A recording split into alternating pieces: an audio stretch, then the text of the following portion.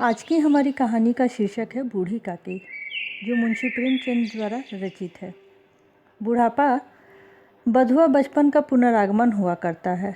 बूढ़ी काकी में जिहा स्वाद के सिवा और कोई चेष्टा शेष ना थी और न अपने कष्टों की ओर आकर्षित करने को रोने का अतिरिक्त कोई दूसरा सहारा नहीं था।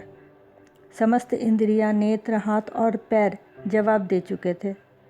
पृथ्वी पर पड़ी रहती और घर वाले और कोई उनकी इच्छा के प्रतिकूल काम करते, भोजन का समय टल जाता या परिणाम पूर्व ना होता, अथवा बाजार से कोई वस्तु आती और उन्हें ना मिलती तो वो रोने लगती थी।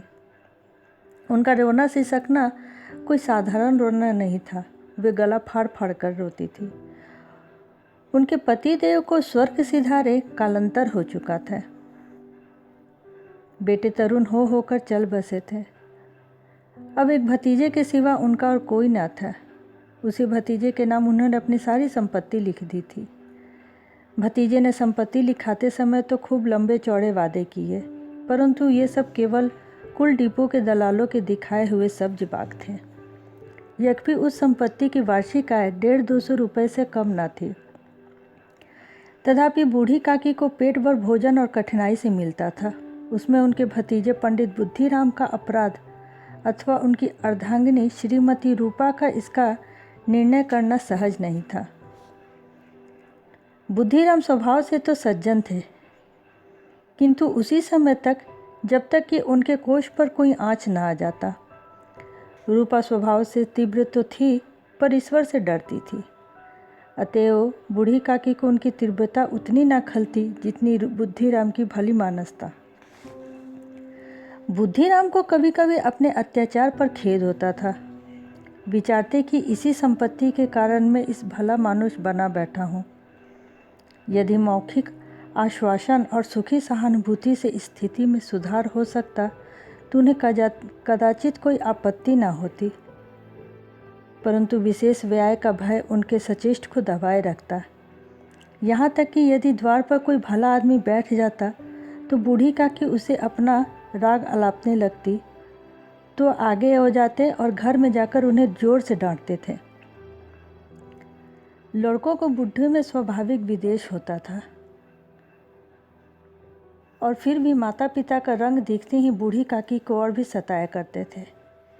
कोई उनकी चुटकी काट कर भागता, कोई पानी की कुल्ली कर देता, काकी चीख मार कर रोती, परंतु ये प्रसिद्धि थी कि वो केवल खाने के लिए रोती है। अतएव उनके संताप और आर्तनाद का पर कोई ध्यान नहीं हो देता था। हाँ, काकी कुड़काधूर होकर बच्चों को गालियाँ देने लगती और रूप घटना स्थल पर अवश्य आ पहुँचती।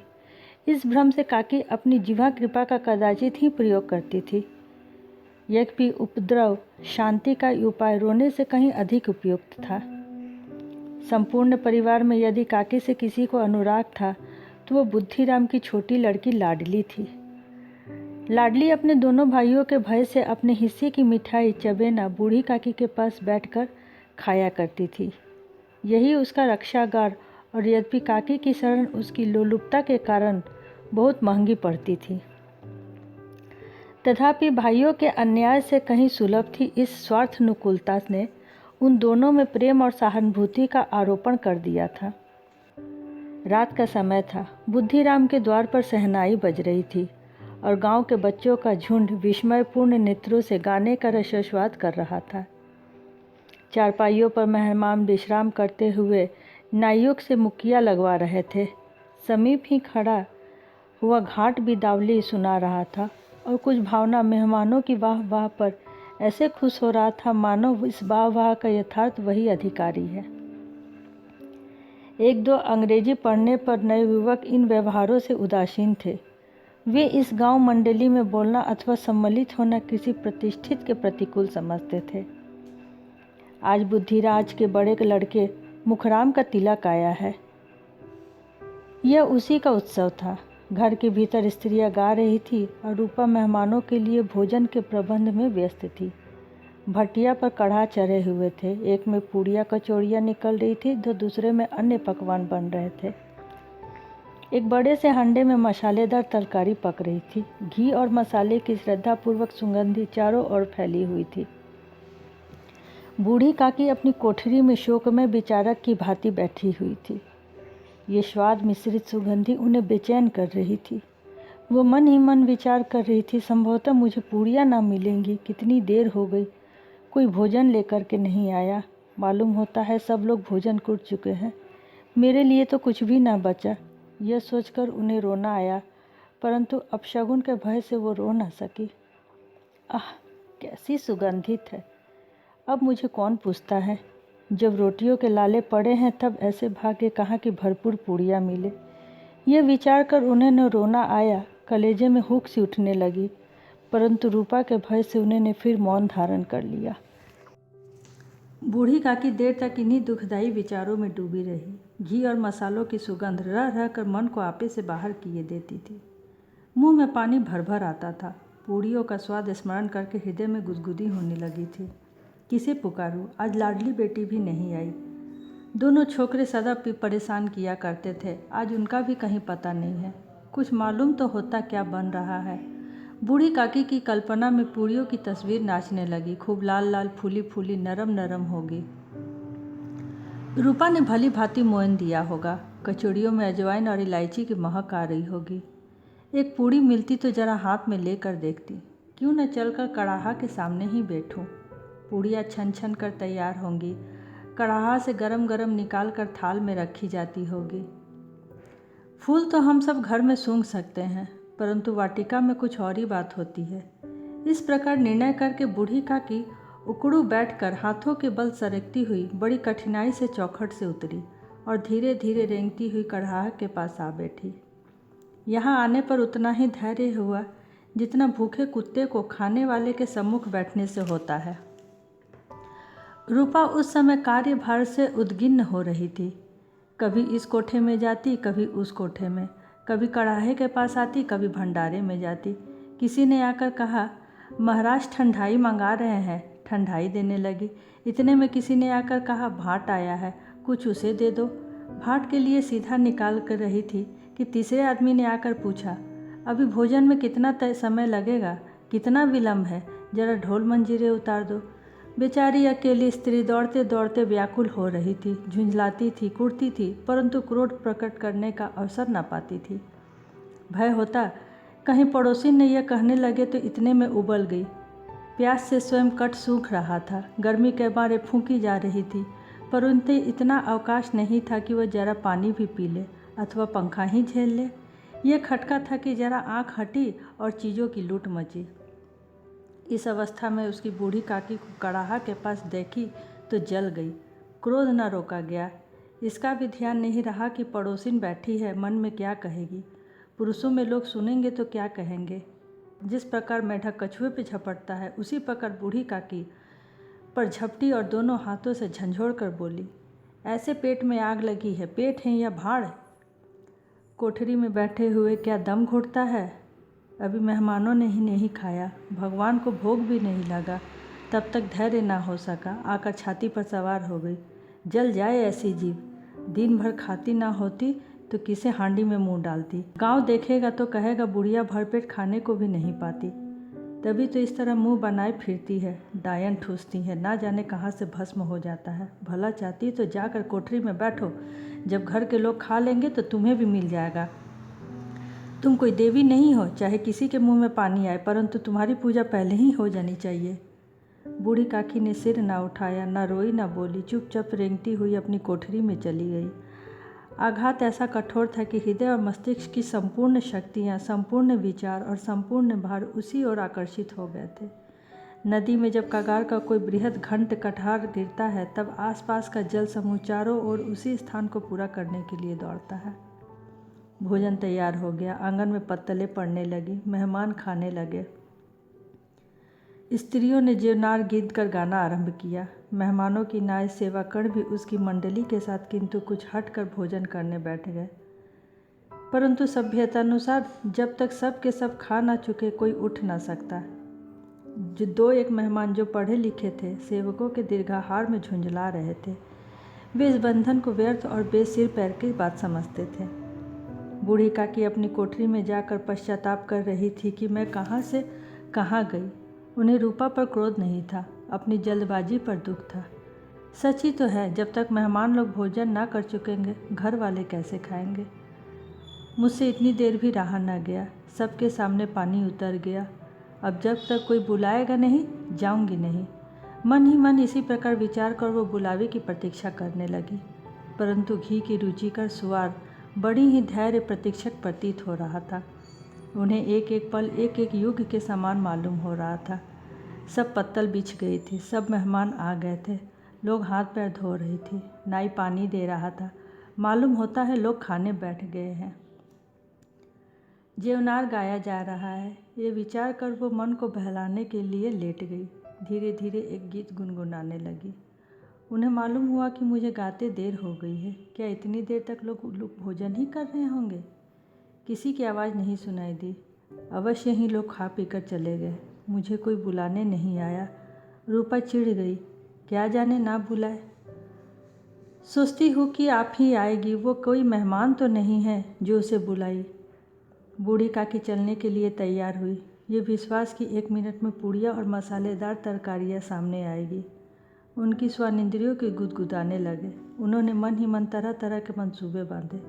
पहले तरकारी से पूड़ियाँ खाऊंगी, फिर दही और शक्कर, कचौड़ियाँ रायते के साथ मज़ेदार मालूम होंगी। चाहे कोई बुरा माने या भला, मैं तो मांग मांग कर खाऊंगी। यही लोग कहेंगे ना, इन्हें विचार नहीं है, कहा करे। इतने दिन के बाद पूड़ियाँ मिल रही है, मुँह जूठा करके थोड़ी ही उठूंगी। वह उकड़ू बैठकर हाथों के बल सरकती हुई आंगन में आई। परंतु हाय रे दुर्भाग्य, अभिलाषा ने अपने पूरे स्वभाव के अनुसार समय की मिथ्या कल्पना ही थी। मेहमान मंडली अभी भी बैठी हुई थी।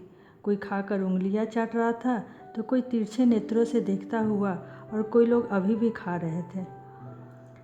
कोई इस चिंता में पत्तल पर पूड़ियाँ छूटी जाती थी, किसी तरह इन्हें भीतर कर लेता। कोई दही खाकर जीभ चटकारता, परंतु दूसरा दोना मांगने में संकोच करता। इतने में बूढ़ी काकी रेंगती हुई उनके बीच जा पहुंची। कई आदमी चौंक कर उठकर खड़े हुए, पुकारने लगे, अरे ये बुढ़िया कौन है, यहाँ कहाँ से आ गई? देखो भाई, ये कोई कुछ छू ना दे। पंडित बुद्धिराम काकी को देखते ही क्रोध से तिलमिला गए। पूड़ियों का थाल लिए खड़े थे।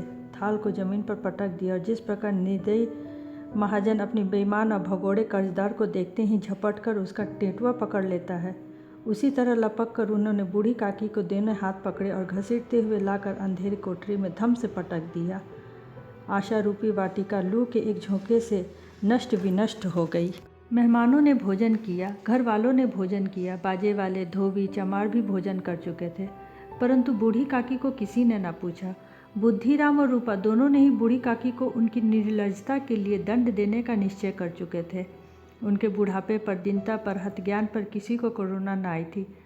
अकेली लाडली उनके लिए कुढ़ रही थी। लाडली को काकी से अत्यंत प्रेम था। बेचारी भोली भाली लड़की, बाल विनोद और चंचलता को उसकी कोई गंध तक ना थी।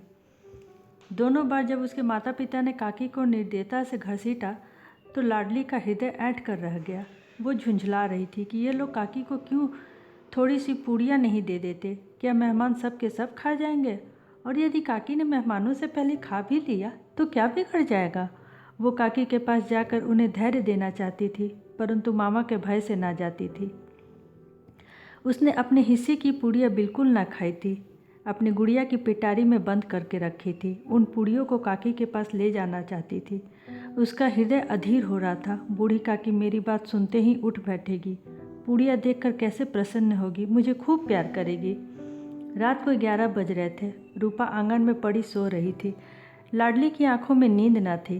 काकी को पूड़ियाँ खिलाने की खुशी उसे सोने न दे रही थी। उसने गुड़िया की पिटारी को अपने सम्मुख ही रखा था। जब विश्वास हो गया कि अम्मा सो रही है तो वो चुपके से उठी और विचारने लगी, कैसे चलूँ? चारों तरफ अंधेरा है, केवल चूल्हे में ही आग चमक रही थी और चूल्हे के पास एक कुत्ता लेटा हुआ था। लाडली की दृष्टि द्वार के सामने वाले नीम की ओर गई। उसे मालूम हुआ कि उस पर हनुमान जी बैठे हुए थे। उनकी पूंछ, उनकी गदा, ये सब स्पष्ट दिखाई दे रही थी। मारे भय कि उसने आंखें बंद कर ली। इसमें कुत्ता उठकर बैठ गया। लाडली को ढाढ़स हुआ। सोए हुए मनुष्य के बदले एक जागता हुआ कुत्ता उसके लिए अधिक धैर्य का कारण हुआ। उसने पिटारी उठाई और बूढ़ी काकी के कोठरी की ओर चल दी। बूढ़ी काकी को केवल इतना ही स्मरण था कि किसी ने मेरा हाथ पकड़कर घसीटा। ऐसा मालूम हुआ कि जैसे कोई पहाड़ पर उड़ाए लिए जा रहा था। उनके पैर बार बार पत्थर से टकराए, तब किसी ने उन्हें पटका और वो मूर्छित हो गई। जब वे सचेत हुई तो किसी ने जरा सी आहट न मिलती थी। समझी कि सब लोग खा पी कर सो गए और उनके सब साथ मेरी तकदीर भी सो गई। रात कैसे कटेगी राम, क्या खाऊं, पेट में अग्नि धधक रही है। हाँ, किसी ने मेरी सुध न ली। क्या मेरा पेट काटने से उनका धन जुड़ जाएगा? इन लोगों को इतनी भी दया नहीं आती कि ना जाने बुढ़िया कब मर जाए, उसका भी जी क्या दुखावे। मैं पेट की रोटियां ही खाती हूँ और तो कुछ नहीं। इस पर भी ये हाल है। मैं अंधी अपाहिज ठहरी, ना कुछ सुनूं ना बूझूं। यदि आंगन में चली ही गई तो बुद्धिराम को इतना कहते भी ना बना कि काकी अभी लोग खा रहे हैं, फिर आना। मुझे घसीटा, पटका। उनकी पूड़ियों के लिए रूपा ने सबके सामने गालियाँ दी। उनकी पूड़ियों के लिए उन्होंने मेरी इतनी दुर्गति की। उनका पत्थर का कलेजा न पसीजा, सबको खिलाया, मेरी बात तक न पूछी। जब तक ही न दी तब क्या देगी, ये विचार कर काकी निराशम संतोष के साथ लेट गई। ग्लानि से गला भर भर आता था, परंतु मेहमानों के भय से रोती न थी। सहसा उनके कानों में आवाज़ आई, काकी उठो, मैं पूड़िया लाई हूँ। काकी ने लाडली की बोली पहचानी, चट से उठ बैठी। दोनों हाथ से लाडली को टटोला और उसे गोद में बैठा लिया। लाडली ने पूड़िया निकाल दी। काकी ने पूछा, क्या तुम्हारी अम्मा ने दी है? लाडली ने कहा, नहीं, ये मेरे हिस्से की है। काकी पूड़ियों पर टूट पड़ी। 5 मिनट में पिटारी खाली हो गई। लाडली ने पूछा, काकी पेट भर गया? जैसे थोड़ी सी वर्षा ठंडक के साथ गर्मी पैदा कर देती है, उसी भांति इन थोड़ी सी पूड़ियों ने काकी की इच्छा को और उत्तेजित कर दिया था। बोली, नहीं बेटी, जाकर अम्मा से और मांग लाओ। लाडली ने कहा, अम्मा सो रही है, जगाऊंगी तो मारेगी। काकी ने पिटारी को फिर टटोला। उसमें कुछ खुरचर गिरे थे, उन्हें निकाल कर वो खाई। बार बार रोट जाती और चटकारे भरती थी। हृदय महसूस रहा था, पूड़िया कैसे पाओ। संतोष सेतु जब टूट जाता है तब इच्छा का बहाव अपरिमित हो जाता है। मतवालों को मत कर स्मरण कर उन्हें मदात बनाता है। काकी का अधीर मन इच्छा के प्रबल प्रभाव में बह गया। उचित और अनुचित का विचार जाता रहा। वे कुछ देर तक इच्छा को रोकती रही। सहसा लाडली से बोली, मेरा हाथ पकड़कर वहाँ ले चलो जहाँ मेहमानों ने बैठकर भोजन किया है। लाडली उनका अभिप्राय समझ न सकी। उसने काकी का हाथ पकड़ा और ले जाकर जूठे पत्तलों के पास बैठा दिया। दिन हत ज्ञान बुढ़िया पत्तलों से पूड़ियों के टुकड़े नोच नोच कर भक्षण करने लगी। दही कितनी स्वादिष्ट थी, कचौड़ियाँ कितनी सलोनी, कितनी खस्ता और कितनी सुकोमल। काकी बुद्धिनी होते हुए भी इतना जानती थी कि वो काम जो कर रही है वो कदापि नहीं करना चाहिए। मैं दूसरों की जूठी पत्तल चाट रही हूँ, परंतु बुढ़ापा तृष्णा रोग का अंतिम समय है। जब संपूर्ण इच्छाओं एक ही केंद्र पर आ जाती है। बूढ़ी काकी में ये केंद्र उनकी स्वाद इंद्रिया में थी। ठीक उसी समय रूपा की आंखें खुली। उसे मालूम हुआ कि लाडली मेरे पास नहीं है। वो चौंकी, चारपाई के इधर उधर ताकने लगी कि कहीं नीचे तो नहीं गिर पड़ी है।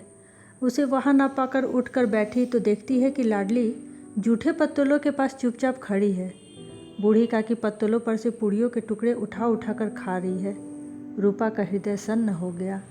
किसी गाय की गर्दन पर छुरी चलते देखकर जो अवस्था उसकी होती है वही उस समय हुई। एक ब्राह्मणी दूसरे की जूठी पत्तल टटोले, इससे अधिक शोकमय दृश्य असंभव था।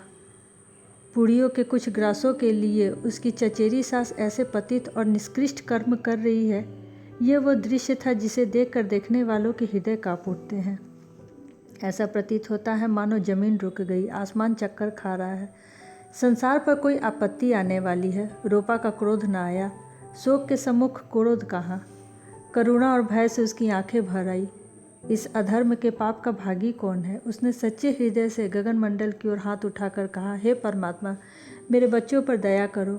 इस अधर्म का दंड मुझे मत दो, नहीं तो मेरा सत्यानाश हो जाएगा। रूपा की अपनी स्वार्थपरता और अन्याय इस प्रकार प्रत्यक्ष रूप से कभी न दिख पड़े थे। वो सोचने लगी, हाय, मैं कितनी निर्दयी हूँ। जिसकी संपत्ति से मुझे 200-400 रुपये वार्षिक आय हो रही है, उसकी यह दुर्गति और मेरे कारण। हे दयामय भगवान, मुझे बड़ी भारी भूल हो चुकी है, मुझे क्षमा करो। आज मेरे बेटे का तिलक था, सैकड़ों मनुष्यों ने भोजन पाया और मैंने उनके इशारे पर दासी बनी रही, अपने नाम के सैकड़ों रुपए व्यय कर दिए, परंतु जिसकी बदौलत हजारों रुपए खाए उसे इस उत्सव में भी भरपेट भोजन न दे सकी, केवल इसी कारण कि वो वृद्धा असहाय है। रूपा ने दिया जलाया, अपने भंडार का द्वार खोला और एक थाली में संपूर्ण सामग्रियां सजाकर बूढ़ी काकी की ओर चली। आधी रात जा चुकी थी। आकाश पर तारों के थाल सजाए हुए उन पर बैठे हुए देवगण स्वर्गीय पदार्थ सजा रहे थे, परंतु उसमें किसी का वह परमानंद प्राप्त ना हो सका जो बूढ़ी काकी को अपने सम्मुख थाल देखकर प्राप्त हुआ। रूपा ने कंठस्वर स्वर में कहा, काकी उठो, भोजन कर लो। मुझसे आज बड़ी बड़ी भूल हो गई, उसका बुरा न मानना। परमात्मा से प्रार्थना कर दो कि मेरा अपराध क्षमा करे। भोले भाले बच्चों के प्रति जो मिठाइयाँ पाकर मार और तिरस्कार सब भूल जाते हैं, बूढ़ी काकी वैसे ही भूल कर बैठी हुई खाना खा रही थी।